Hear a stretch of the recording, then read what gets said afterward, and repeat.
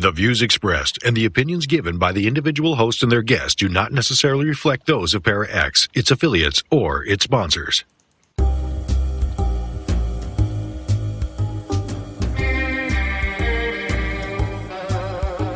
Step outside of your comfort zone.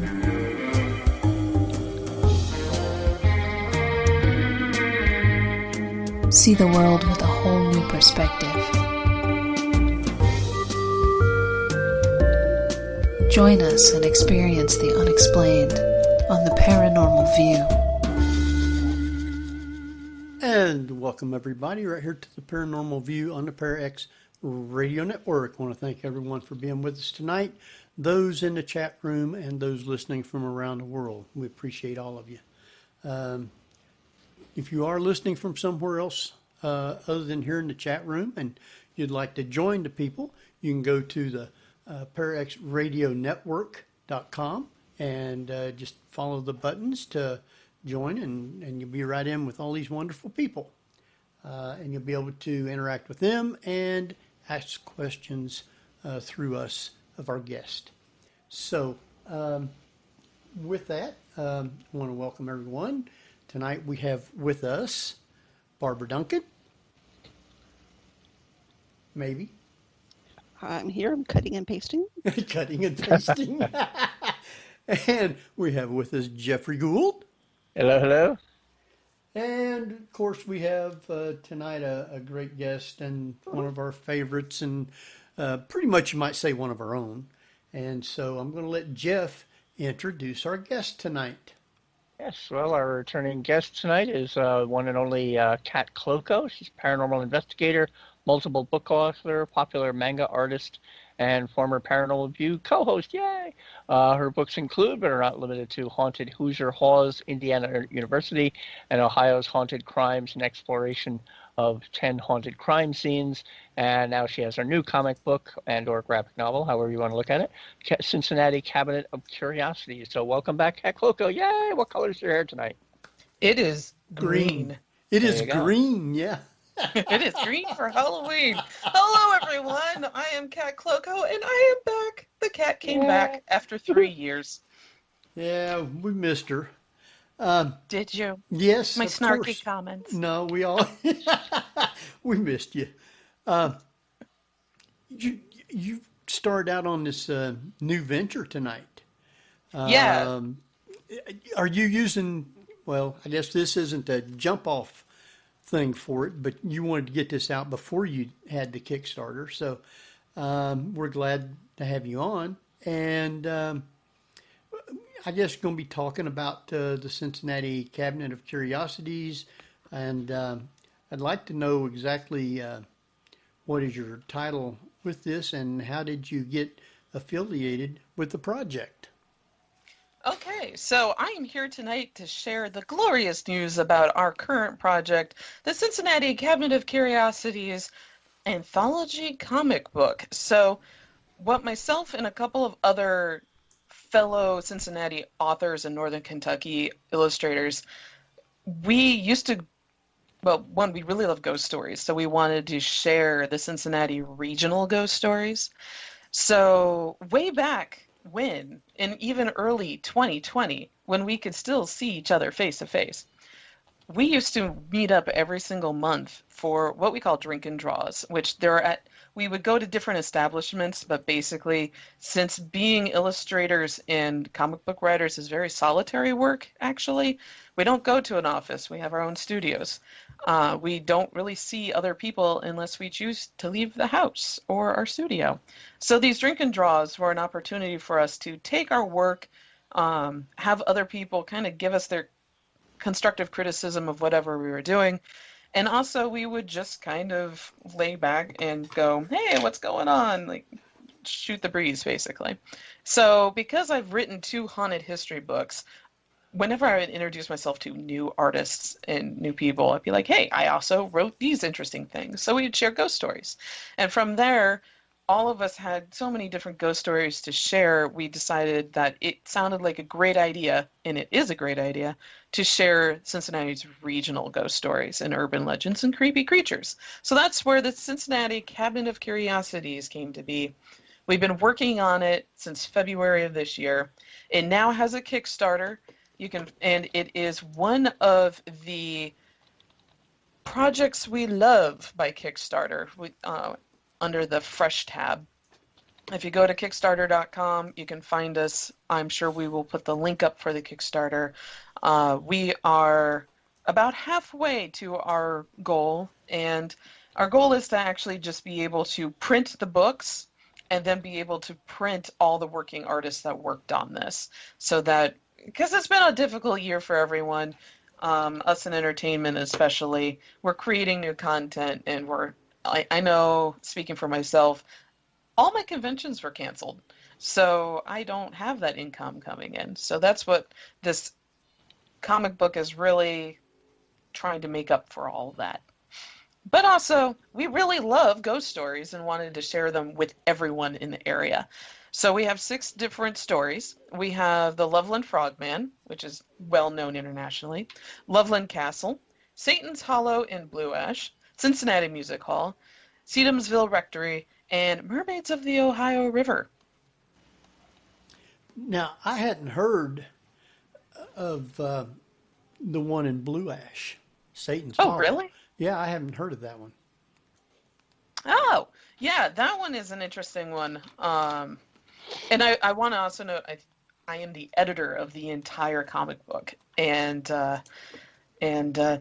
was also the one that gave everyone. I made a huge long list of all the different ghost stories that could possibly be, like, I don't want to say possibly be interesting. That sounds a little bit put other stories down, but would capture everyone's imaginations the best. And then the different artists picked which ones they wanted.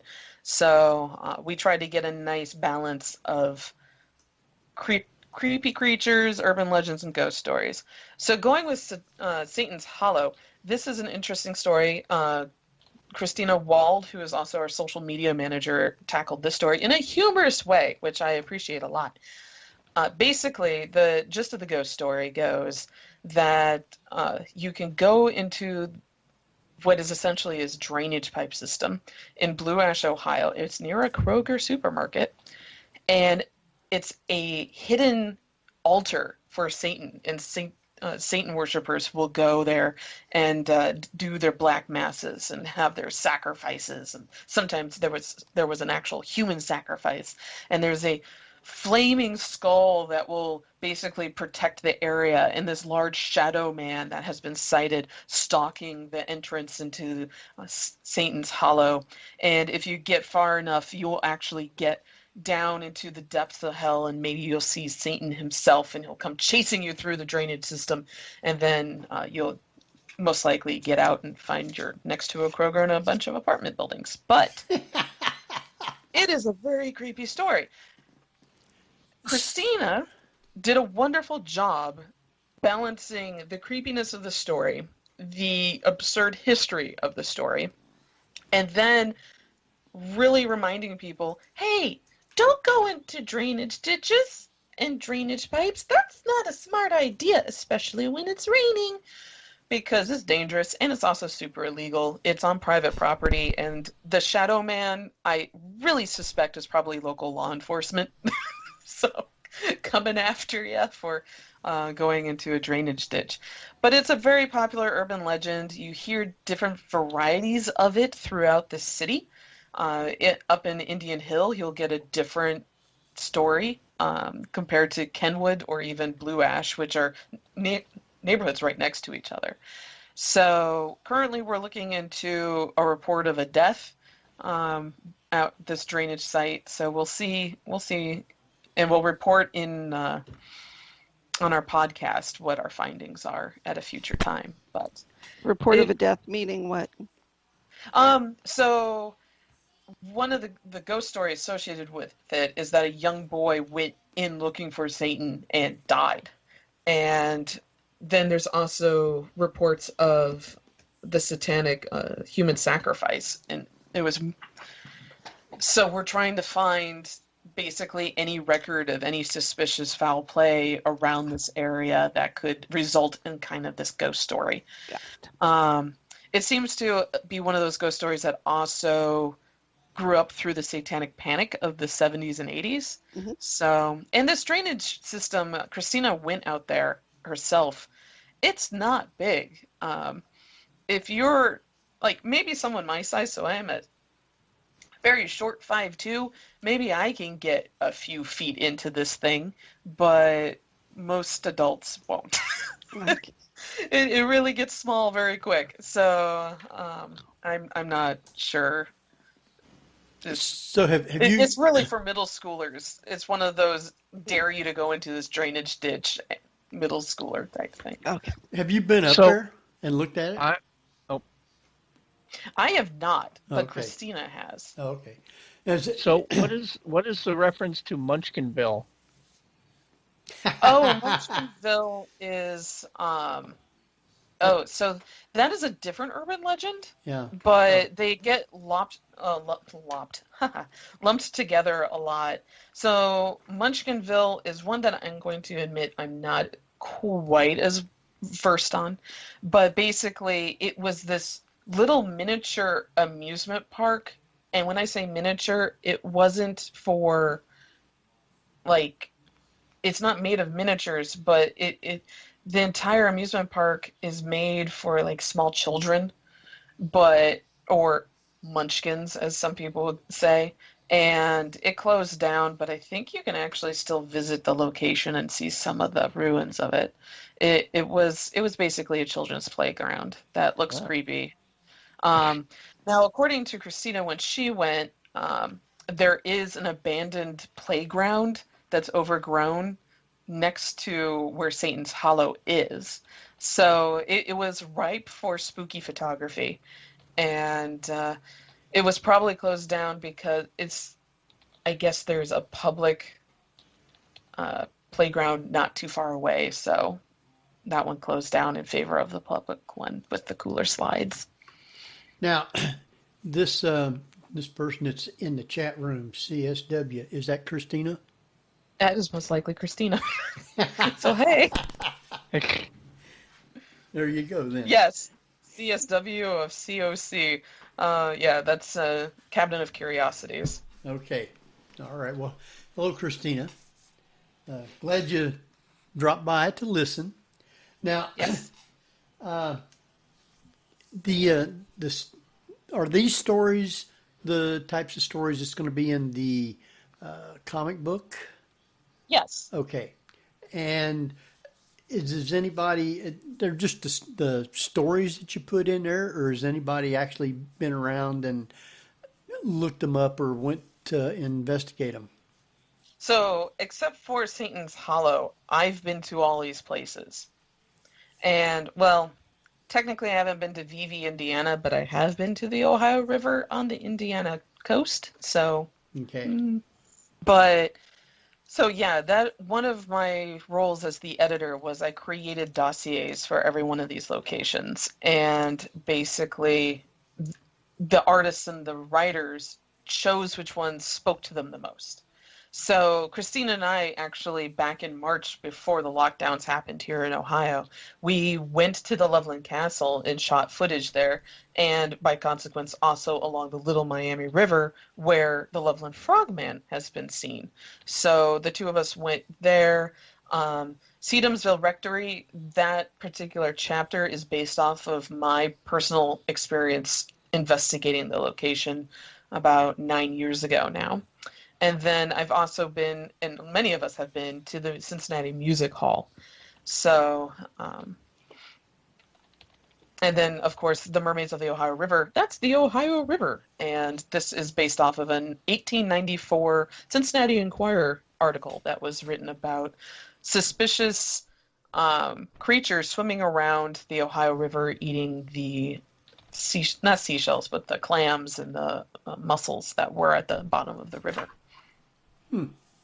Yeah. See, that's one I hadn't heard of either. So, Yeah, that one's a very little known cryptid. I learned about it first from James Willis in Weird Ohio or Weird Indiana. He wrote both of those books. right. But yeah, it's a very quick little thing. And even on the Indiana historical society, the main historical society responsible for the archives of the state, they have a cute little part of their website that is all about the strange folklore, and the mermaids of the Ohio River are listed in there, as well as some of our strange, like giant turtles and the werewolf, the wolf man, that's around, I think, Salem, Indiana.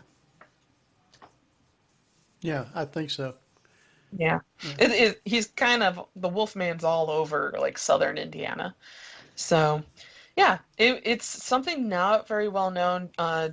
Jay Callagayan and Dylan Spieg wrote their take of the mermaids of the Ohio River, and I particularly love this chapter. It's very speaking to Cincinnati history, because we were one of the first stops once you cross the Ohio River for the Underground Railroad. And we have a lot of amazing Underground Railroad tales of people, abolitionists, really trying to help the escaped slaves make it up to Canada and to safer places and escape the black laws and the bounty hunters after them. So Jay did a wonderful treatment. Here's the writer, which incorporated escaped slaves from Reconstruction era South to with these mermaids and how they came to be. And Dylan, who's the artist, did a wonderful take on it where he made his illustrations look like woodcuts. So not only are they very striking pages, they're some of my favorite pages in the entire anthology. I'm sorry, everyone else. I'm sorry, Rodney and Brendan and Christina and Tim, but Dylan did awesome work on this. He has a wonderful splash page with, and I'm also putting myself down. I also have a piece in this as well. But he does this wonderful splash page of a mermaid coming to attack a bounty hunter. And it's just awesomely done. If you're a fan of line art like I am, it's just amazing. And go get the book. You can get on Kickstarter. You can pre-order a book. It's digital, so it'll be sent to you as a PDF at the end of the month. Actually, I think November 3rd. But you can buy a digital one for $5. Now, how many stories is in this first book? There are 6. 6. And all these stories are from around the Cincinnati area. Yes. Is all the stories that you're going to be putting in the future comic books from around Cincinnati then? That is our goal. Okay. So our goal is to really just highlight Cincinnati, northern Kentucky, and southern Indiana folklore. We may stretch a little bit to include the Mothman because he's super strange, but and also the Serpent Mound in Chillicothe, which is maybe a 3-hour drive, no, not even, from Cincinnati, but it is southern Ohio. Right. So we're kind of claiming him, just like we're kind of claiming the Ohio Grassman too. Okay. We're just like, yeah. Plus, if you talk to some of the Bigfoot hunters around here, we've had reports of Bigfoot in Cincinnati. I mean, the descriptions match my uncle, but still reports are around. Wow. So it's Your uncle is Bigfoot then. Oh, yeah. Very hairy. Lots of red hair. has a very big foot. Kind of smelly. So are all the authors into paranormal investigations or mystery or horror writing? No, actually. So what's great about this is it's not your traditional horror anthology because not all the stories are horror. It's very PG. We tried to, basically, I didn't want to, if somebody didn't write horror, I wasn't going to make them do it. So, like Tim Fuller, who's also our art director, has this wonderful Sunday strip-esque comic about the Loveland Frogman using a dating app. And it's comical. It's not your traditional view of this creepy creature that has been scaring policemen since 1975 in Loveland, Ohio. It's instead this funny comic about this cryptid trying to find love through a dating app, and I loved it. And also Brandon Wagner, who does music hall horror, he's talking about the history of the Cincinnati Music Hall. His take on it isn't necessarily horror, it's more of like a Penny Dreadful from the Victorian era, and that's the very much reflected in the artwork. The only one, and then the only ones that really get close to horror, I would say, it would be Mermaids of the Ohio River and my entry, which is Sedumsville Rectory.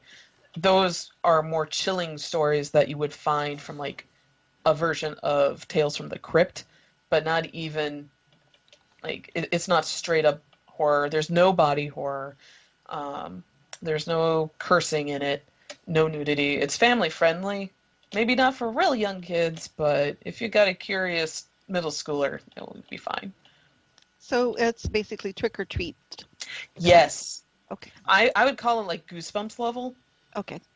which, yeah, that's the level of horror. And you know this because we've had these discussions before. I'm not a big horror fan. No. I've discovered I am not a big body horror fan. Okay. I don't like slashers. So, yeah, it's not even Beetlejuice level. It's Goosebumps, Are You Afraid of the Dark level Okay. horror. So very suitable for younger Yeah. preteen. Yeah. Okay. Preteen and older. Which is awesome. Yeah. And we wanted it to be accessible to everyone because we're just trying to give you that feeling of Halloween without like making you leave the light on at night. Because if we wanted to make it that bad, we could have. Because yeah. we do have like Bobby Mackey's Music World and that true crime thing with Pearl Bryan. They still haven't found her head, so we could have turned it up to 11, but we didn't. Oh, so basically you're just doing all these things like Frogman and things like that instead of basically something where something was really haunted or something. Well, yeah, the only one that is a true personal encounter story is mine. So I talk about the doppelganger I saw at Sedumsville Rectory. Right. But all the other ones are the artists who are all local artists that grew up with these stories, basically telling their interpretations of it using the information I've given them.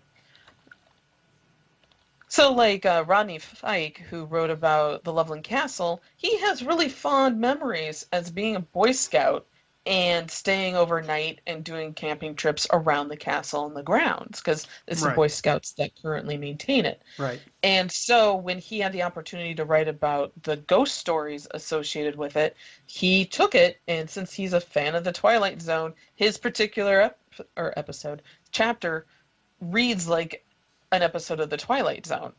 But it's kind of his love letter to the Loveland Castle and its creepy stories. Well, I know stories that are kind of like stuff like that that's up here in southern Ohio or Butler County. Some you might want to check out.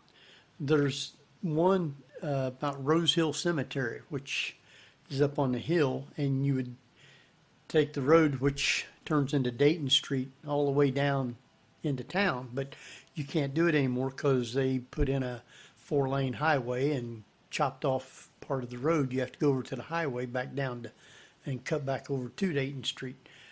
But apparently a girl had died and she's buried in Rose Hill Cemetery. And ever so often she'd be walking down the road from the cemetery and somebody would stop and pick her up, and she'd tell them, I just live down here on Dayton Street, and they'd take her down there to drop her off. And she asked him to go up and knock on the door and tell him that she's home while she gets her stuff. And he does that, and they start telling him, no, our daughter died so many years ago, blah, blah, blah. And this has happened supposedly more than once. And it's documented. You can look up newspaper articles and stuff of where people has picked her up and took her down the hill. That sounds like the Vanishing Hitchhiker to a T. Oh, It, yeah. it is, but there's cases of where the people is actually done that and told the people that she was in his car. Huh. That's really interesting, though. I Christina, always are like you the taking stories. notes? I always like those stories. Those particular stories that always end with like the scarf on the back seat was the only thing there. Like she was buried with that, kind of thing. Right. Yeah. Or the was it the jock coat? That's the only thing that just came to mind. I'm like, no, that's not right. The Letterman sweater. The The Letterman Letterman sweater. sweater. The jock coat. Oh, it is, yeah. I had one. I was in marching band, so nerds could have it too. But yeah, like that one being left on the headstone or on the seat of the car. Like, I love these Vanishing Hitchhiker stories. They're as old as humans are. But whenever I see these retellings, I'm just like, can we get like a few like worms or like some like it's like the sweater, not the sweater, but like the scarf that's been left and she was buried with it. Well, why isn't it moth-eaten then? Right. Like, had a little texture to that. And then how does she come back? Keep leaving the same scarf. Yeah, just that. She runs over the Walmart. She just keeps buying. It's like the Prestige. It says all the same hat and all the same cat. Oh, it's a ghost scarf of the month. And Yeah, Scarf of the Month Club. Huge Tom Baker fan. There you go. There we go. Oh, she could be sitting there knitting in whatever crypt that she's in. There you go.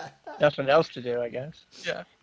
Uh, but it is nice that these stories are, like I said, mostly urban legend, and a few of them are true. But every region has a Bunnyman Bridge, Yes. or a tunnel that you don't go into because, hail Satan, and it's kind of along those lines, which makes the comic book pretty general, and it will be enjoyable by not just people in Cincinnati, but all over the place.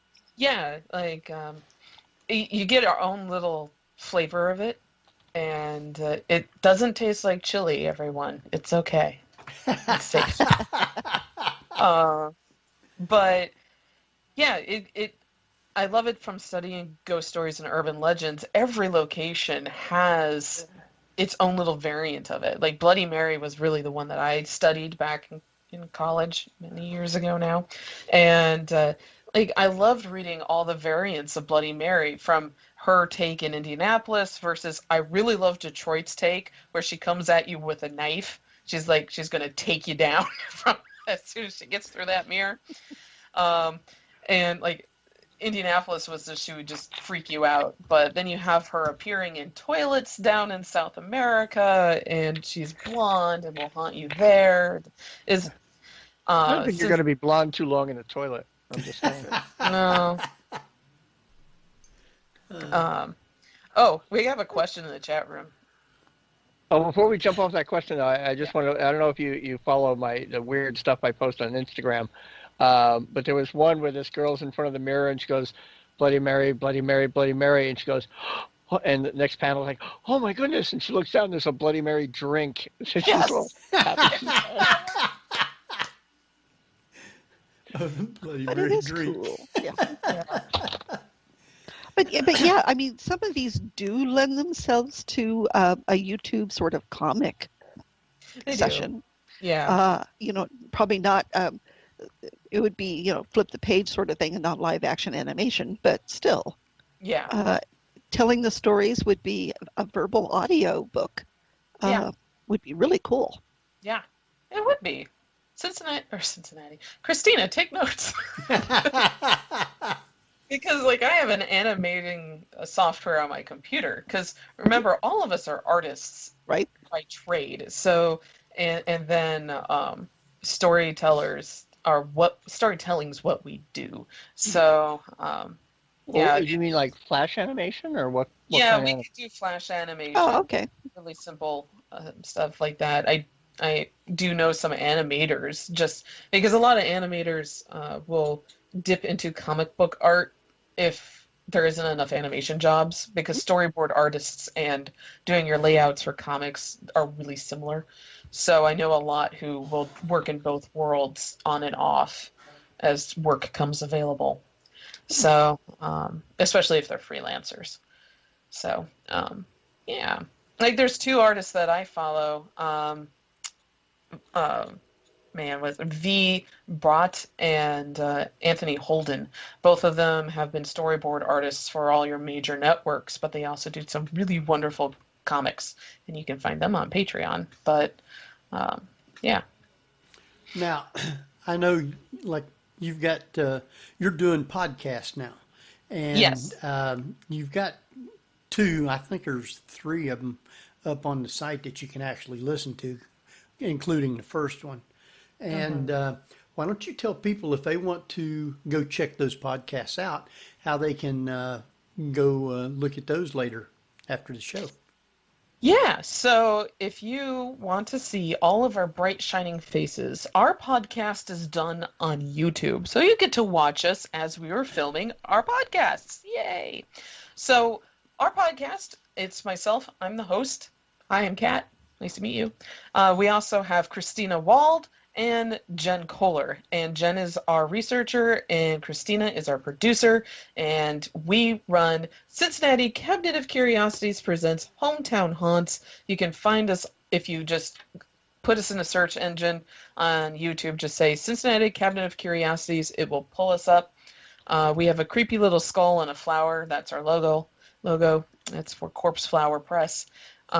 But our first episode came out 2 weeks ago. It's our hometown haunts. So in it, all three of us talk about our own, like, really well-known ghost stories from where we grew up. So for me, Mishawaka, Indiana hosts a haunted hacienda Mexican restaurant that used to be the main mansion for a brewing company and its founder. So the Cam family mansion is now a cheesy Mexican restaurant. Way to go, Indiana. You keep being you. Jen is from St. Louis, so she talked about The Exorcist. And Christina's from Ohio. She talked about her own haunted house growing up. In our second episode, we talk about Sedumsville Rectory and the history behind that. And also, I recount my doppelganger story again. And thoroughly creeped Jen out, and because she likes the paranormal, but she hasn't gone searching for it like all of us crazy people have. So telling her that story, she was just like, ah. And then we also go into the history of the Dent Schoolhouse. Henry, do you know about the Dent Schoolhouse? The Dent, I have heard of it. I have not been there. As in Arthur Dent, Dent to the car kind of school? Or? I wish it was Arthur it's from, Dent. Man, that would make it so much cooler. It's from Dent. And I don't know if they still are letting people to go in there to investigate or not. I don't know about investigating, but it is a haunted house attraction. Right. It's Cincinnati's premier haunted house attraction. And I don't do haunted houses. It is open. You can reserve tickets to go through it right now, but they're only allowing a certain amount of people an hour. But we went into the history of the ghost stories there because it claims to be haunted as well. But the ghost story that is widely spread versus what Jen and I researched and found out, two different stories. So you'll have to listen to that episode to hear that. And then our third episode has to do with Cincinnati Music Hall, where I interview Brandon Wagner, who wrote the Music Hall horror chapter of the anthology. And he goes through the history of it and recounting what he took out of the history of the Cincinnati Music Hall and how and the history that we discovered. Like he discovered about like the explosion of the Mosul steam steamboat.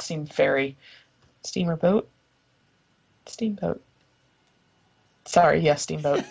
I was just like, let's get this noun right, Kat. Let's get it right. It exploded in 1838, and it rained human body parts all over Cincinnati. And those body parts were buried in the Pauper Cemetery, which Cincinnati Music Hall now stands on. So we talk all about that in that episode. And our fourth episode, which comes out next Wednesday, we interview Carrie Logan Holyhan and her book. She did Creepy and True, Ghosts Unveiled. And she's also a local author. She lives in Blue Ash. And we talk about her book, what inspired her to write the book, and all the creepy ghost stories that she collected for it. Oh, sounds like I got somebody else I got to look up to get on the show then, don't I?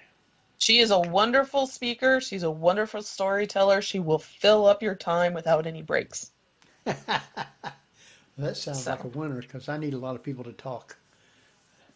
Instead of me. Yeah, not everyone's chatty Cathy like me. So far you've got 11 videos on your YouTube podcast, which is cool. Yes, we have creator interviews as well. So we have Jay and Dylan who talk about the mermaids of the Ohio River. You have Brandon again talking about the Cincinnati Music Hall. You have Rodney Fike talking about Loveland Castle. Tim Fuller talking about the Loveland Frog Band. And then we also do little snippet voiceover work where Christina went out to all these locations and filmed, and I did all the voiceover work and gave the really brief true history of all these locations. So there's a lot of content to watch on this channel. Please subscribe to it. I just did. Yes! And always make sure when you subscribe to hit the little bell icon so you get notifications when new videos come up. Yes. Yes. So, As they say, smash that subscribe button. Exactly. Yes. So, did Christina and Jen want to go ghost hunting or investigating? I believe they do. Okay, speaking for them. I know Christina's asked me a few times, and we haven't been able to arrange anywhere, especially with COVID. It doesn't feel safe to go do that. Things are not opened up right now. And No. we don't usually, when we do it, we don't do it with a group anyway. It's just usually 4 or 5 of us that goes. As you know, that's usually the way it is when we do it. Henry, that's a group. Yeah, but it's not like you got a 50 and 75 people paying Yeah, to it's go not through a like when you place. go No. to Mansfield Reformatory Right. and you got 150 of your closest friends with you. Right. And That's we don't go to not places it. that you pay anyway. So Yeah. No, like the historical societies and stuff. My favorite is the one with the funeral. That was the funeral home. the one in Middletown. Yeah, Yeah. that was And fun. We You do walk that. in and you're like, "Hey, this was a funeral home." We took some people there. I believe we took. Who was it went with us? I know I went Tiffany. with you at Tiffany. one point. Well, Tiffany went with us there, and we didn't tell her anything about the place. Nope.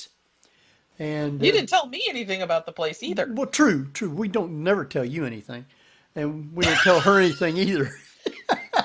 But they took her down into the basement, and she's looking around down there, and she starts telling them different things, and come to find out that's where they did all the embalming at, and they had a thing that come up in the kitchen. They would put the bodies on that, bring it up.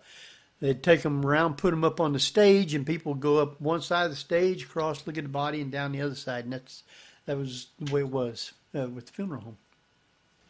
Yeah. Yeah. Oh, sure. Yeah, I remember walking in, and of course, no one told me anything. I just knew it was a historical society. So I expected to see a lot of dressed up mannequins, and I was not disappointed. But I walk in, I'm like, oh, dead people are here. Oh, this was a funeral home. And this was before Tiffany walked in. And then the docent was like, yeah, that's what it used to be. I'm like, ha ha ha. Mm. Lovely. Yeah, we were seeing people all over that building that were not part of our group. That would make sense. Yeah. A lot of children. That was what was freaking Tiffany and I. Not freaking. I should not say that because Tiffany and I are very grounded individuals. But we were very concerned at the amount of children that we were seeing running around the building. Well, they Being also, dead. Oh, Yeah, dead children. yeah, they also, it used to be a home for women also for a while. Mm-hmm. Yeah. That's what it was before it was turned into the Historical Society. Right. It had a long, colorful history because it used to be a private residence, then it became a funeral home, and then it became the battered women shelter, and then it's the historical society. That is a lot of life in one building. Yes, yes. Did you get to go to the Hamilton Historical Society? I've been to the one in Lebanon, Okay, we went up there. Yeah, yeah, a few times. that was The Hamilton, also is it the one with the house with the snakes in the basement? Because I've no. not been to that one. That's Preble County Historical Yeah, Society. that one I haven't been to. Yeah, they changed the docent who was actually running the thing, and of course it's also been closed because of COVID. So I haven't been back over there for a year probably. So which I miss, but Yeah. and I don't know if you know, but I don't live in Trenton anymore either. Oh yeah, I know. Yeah. I talked to Patsy on Facebook, Henry. Oh, okay. Well, we moved. You're not like the Phantom of the Opera that just disappeared. We moved a little further north. A little further Yeah, north. just a little further. Yeah. Yeah, so answering Sherry's question in chat room, which is like, hey, would Kat ever make her own creepy story or legend tripping YouTube channel? I have, with 2 friends. Yay! There It's you called the go. Cincinnati Cabinet of Curiosities. Please check it out. I know, I even film when I'm out traveling, because I've had to travel to and fro Indiana quite a number of times this summer, dealing with family stuff. But I do try to go take little road trips to places where I know it's safe to go because they're outside. So, like, I went out and took a short film about the Hacienda and the K&S brewery buildings up in Mishawaka. And then next weekend, I'll be up in Michigan, and I plan on filming a ghost town that's Oh, up in Michigan. what's up in Michigan? What town? Well, I'm not going to tell you Oh, because I'm well, not there yet. just be that way then. And I don't know if you know it or not, but um, the Hillview Manor changed hands, and so I haven't been back over there since the last time we was there when I was sick. Yeah, oh man. How do you always manage to get sick for our investigations? I don't do it I all the time. every single time. Yeah, that's sad about Hillview Manor. I did hear about that. So it's a bummer. So, but we'll find other locations. And I mean, the Bell Nursing Home hmm that has been closed and sold.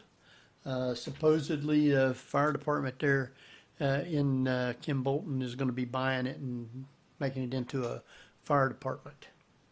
oh, well, that's a good use for the space. Yeah, I'm well, sorry for the ghosts because I've seen quite a lot of activity there, but Where ghosts suddenly get, your alarm goes off, and you're like, ah! And well, what they're going to get is a lot of phantom coughing and like what Henry caught on his audio. But yeah. I remember also seeing a woman I'm going to say early Edwardian, late Victorian clothes walk right past the Great Bay window, which was the big family room, and she just disappeared into a wall. So there was a lot of activity in that house. A lot of shadow people. That's where we got the little laser pointer that Henry had that little laser dot travel up the wrong way up his pant. That came out wrong. Um, that did. No, it was on the outside, not the inside of my inside, pants. yeah. So for And our listeners, if you haven't listened for or gone through the archives yet, Henry and I used to go ghost hunting a lot with different groups, and we would do live episodes. And this one is at the Bell Nursing Home in Kimbolton, Ohio, home of Clark Gable. Anyway, not the nursing home, but the town. Thought I would point that out. Anyway, so we had one of those laser grids, the green laser grids that you see on a lot of those paranormal shows. It was pointed down a hallway where a lot of shadow man activity had been reported. And we had seen some shadow people dart to and fro between the different rooms. And Henry was standing, I don't know why, in the middle of the the grid, And so you can see his shadow. And out of the grid, one green dot traveled out of the grid structure and then went on the floor, up Henry's shoe, up his pant leg, and onto his shirt. But the source of the light was behind him. It shouldn't have been shining on the front, and the doors that it was pointed on had been painted with a matte paint, so it wasn't going to be reflecting off of anything.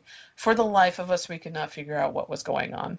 Yeah, I was standing there, and the guy, you and this other guy standing there, and he started saying, look, and I'm looking. I said, what? He said, on the floor.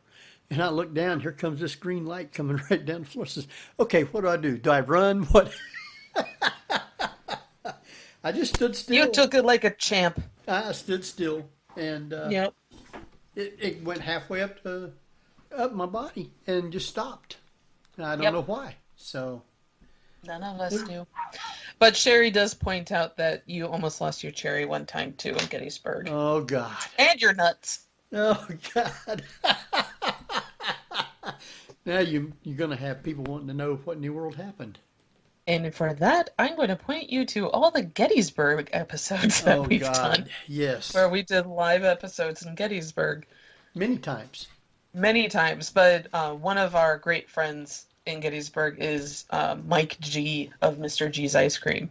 And he would always, because you've done a few actual investigations of the ice cream parlors building, because it's a Civil War era, it saw battle.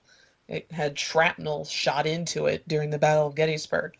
And we saw ghosts, like Tabby Cat and I were seeing lots of phantoms running around the place. But we also got ice cream, which was great. And Henry kept losing his toppings. So they kept just slushing out of your bowls and onto the ground. So then you would awkwardly say, I lost my cherry, or I lost my nuts. Well, because they were what falling out of the happened bowl. was they made a Sunday and it was sitting there, and I was talking on the show and wasn't paying no attention, and looked over and the cherry started sliding off of it, and I just happened to grab it with my mouth and said, "Boy, I about lost my cherry," and that was all it took. I mean, And all of everybody us lost busted our- up. We all So- just, our composure was gone. You were laughing so hard. Oh yeah. Anyway, so Well, I know Yep. the let's see, we've done places around Ohio where we have been to and investigated. Let's see here what I got wrote down. We did on Halloween one night in Hamilton on Dayton Street. There was this haunted home where we did our show live from. It was, I guess, the eye doctor's home. He had bought it, and he had his office in there, or was oh putting, yeah, I remember putting that his in the office historic building. right. And they did a ghost walk on Halloween like that, and they had certain homes that would be set up, and they would take the group of people around these homes, and then the last home on the thing, they would invite the people in for hot chocolate and cookies and stuff like that after being out walking all night. And we didn't have anybody, I think, come up to the door at the house because we was in a back room, and there wasn't anybody else supposed to be around. And Kat, you was hearing somebody trying to come in the back door, wasn't you? Yes. Yeah. And we had no idea. There wasn't anybody there. So could have just been some. Well, there wasn't anybody that we didn't recognize Right. there. Well, I wouldn't recognize them anyway. You probably would, but I wouldn't. Well, as a dead person, yes. Yeah. Uh-huh. They're pretty easy. Usually they're transparent and glowing. To you, the only thing that I ever seen was at the David Stewart farm when we was out in the barn investigating, and I kept seeing all these little red dots on the far wall, and everybody standing there looking. And finally, I asked, "Does anybody else see those red dots?" And they said, "Yeah." Everybody said, "Yeah, we see them." I said, "Well, what are they?" And that's when you guys told me it's the Confederate soldiers that's up there. Every time they would take a puff of a cigarette, it would glow red. I thought that was the neatest thing because I'd never seen anything else. Am I losing people? No, we're right here. Oh, well, don't let me stop you. You guys jump right in and ask questions. Barbara always Well, has a ton. I think the question that most of our longtime listeners want to know, Kat, is why one of these stories in the comic book is not about the Mansfield bat. Oh, God. Igor, the Mansfield bat.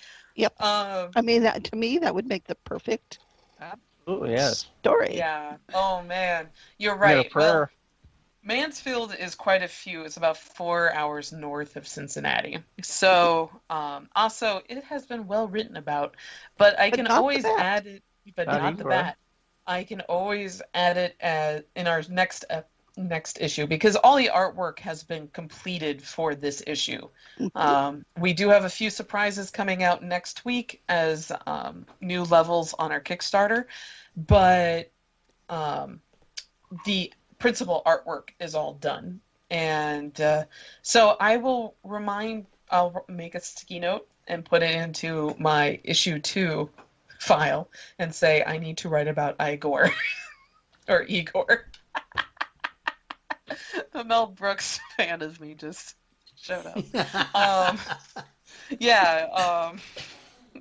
And should I retell the story very quickly for any new Sure. listeners? Yeah, go right All right. ahead.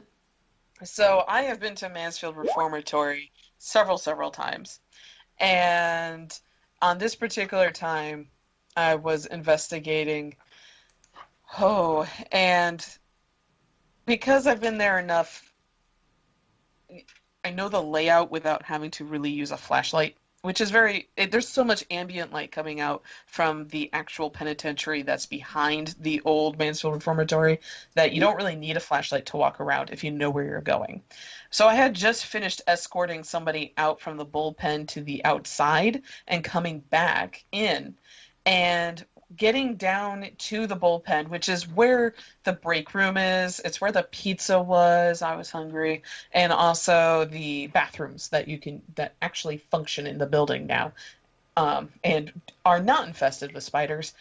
The working ones are all in the bullpen. So I'm making my way through there, and you have to go through new inmate intake to be able to get to the bullpen, which is in the center of the penitentiary.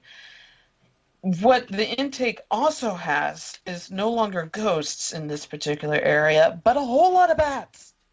And the different docents actually have, for bats that they see frequently, they've given them nicknames. And in this case, the one that really loved to dive bomb people's name was Igor. And I met Igor as he flew past my head, and his wing went through my mouth. And I got a taste of the furry bat wing that I never want to ever taste again. It was really gross, guys. And I remember just covering my mouth and running back down and washing it out as much as I could. And I was like, can you get rabies from licking a bat? The answer's no. But, because I'm still alive. I think I'm sane still. But that was my encounter with Igor. I discovered his name was Igor many, many, many years later when I was talking to one of the docents, and they're like, "Oh yeah, that bat, it loves to dive bomb people, and we've named him Igor." So, Oh yeah, a case of bat mouth. yeah. Ugh. Thanks for reminding me about that super traumatic event. Yeah, but it would make a great story. It makes a very good story. An awesome story. Yeah, and I like using humor with an overlay of horror. That's just me. So yeah, it would make a really good story, and I'm sure other people would find it amusing as well, especially with me drawing the reaction. I'm just like going, ah! Yeah. Well, I'm he also imagining it. followed you into the pit, did he not? Yeah, Igor did follow me the rest of that night. It felt like it, at least. There are a lot of bats that live there. But we also heard like a disembodied roar from the solitary, so that freaked everyone out more than the bats. That was an exciting night. Yeah, So, And somebody was saying that it has probably a very distinct flavor. oh yeah, mm. Kind of nutty, very furry. Their wings don't have fur. Their bodies have fur. Their wings are Their more leathery. wings, the actual wing is leathery, but the arm bit, where Oh, the the wings little- come from, that's little what hook. actually went through my mouth, was one of those, Huh. not just the leathery bit. I Licking also it. did not bite Touch it. down. So you was Arm licking hair. the armpit then? Yeah, basically that armpit. Oh. You little bat deodorant, I guess. Yeah. Can Kat- you imagine them chasing the bats with these tiny sticks of deodorant? Cat's trying to get kinky. She would improve the smell. Anyway, yeah. So that's the story of Igor, who I keep wanting to call Igor. So, yeah, we have a Very lot well. of. I said it would, yeah. He probably would not mind being called Igor. Yeah. So we got a lot of other stories too. So we talked about Satan's Hollow. Sorry, I'm looking up the note. So, did you have stories about the Cincinnati subway? We do not. We did not include it this time. It was in the original long list of locations, but that one's not exactly easy to get into. And I kind of wanted to make sure with all of these that there's something that anyone could kind of look for. Like, you can go to the Ohio River to look for mermaids at any of the public parks. It's easy to get into Cincinnati Music Hall. A lot of people live in Loveland, and you can also visit the Loveland Castle. I think the only one you really can't go to right now is Satan's Hollow. You shouldn't go to that one, and Sedumsville Rectory is closed.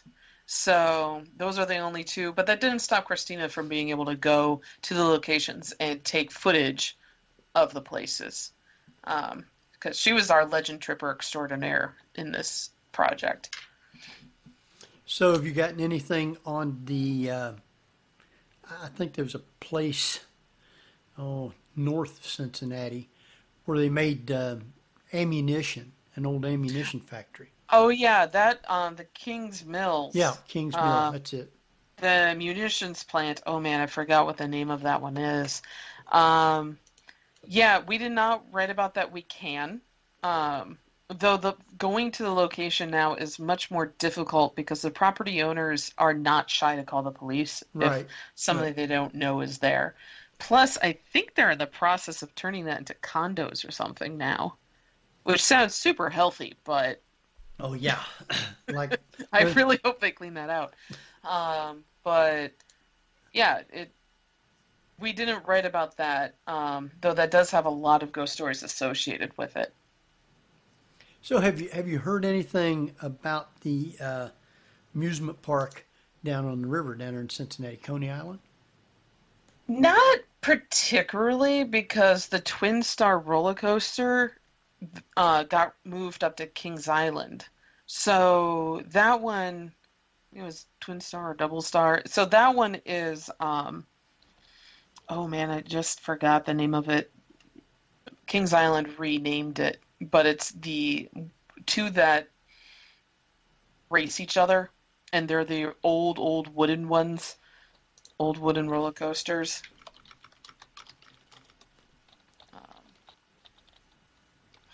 Which one is that? The Racers, I think, is what I they don't call it. remember that. Yeah. Yeah, the Racer is what they call it. So the Racer is from like 19. Let me see if I can find its age. Oh, really quickly, because I think it's from then when was it built? Not 1972. Sorry, I am doing on-the-fly investigations. Well, I tell you what, why don't you take time and look that up, and we're going to take our break because it's 9 Okay. o'clock. And just remember the mics are live, so don't say anything or just mute it until we come back. You won't hear any music or anything being played now, but you'll hear me talking when I come back on. How's that sound? Sounds good. All right. Let's see. Who's taking us out? Jeff? Yep, pretty much. Yep. You're listening to the Paranormal View on para-x.com with hosts Henry Foister, Ceiling Cat Barbara Duncan, myself, Jeffrey Gould, welcoming back our old friend, not old, but she's longtime friend, Kat Klockow. So stay tuned for more of the Paranormal View after the break.